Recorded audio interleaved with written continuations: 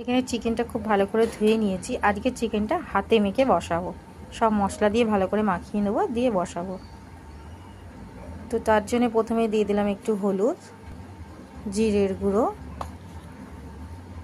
একটু ধনের গুঁড়ো, পরিমাণ মতো নুন, একটু লঙ্কার গুঁড়ো,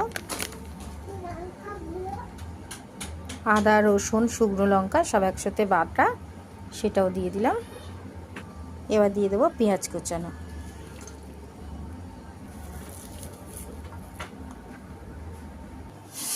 দিয়ে দেবো 2 চামচ মতো তেল, সাদা তেল দিয়ে দিলাম। দিয়ে এবার এটাকে খুব ভালো করে মেখে নেব।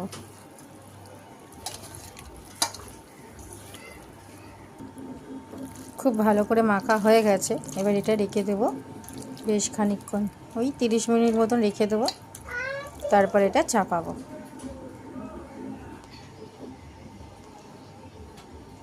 তেলে দিয়ে দিলাম 2টো শুকনো লঙ্কা আর একটু গোটা গরম মশলা।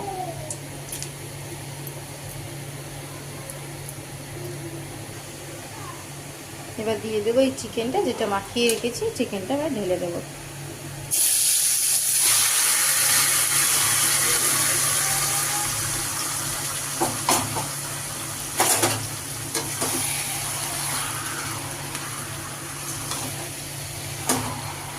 ব্যাস, এটা খুব ভালো করে নেড়ে এবার কমিয়ে আস্তে আস্তে এটা রান্না করতে হবে।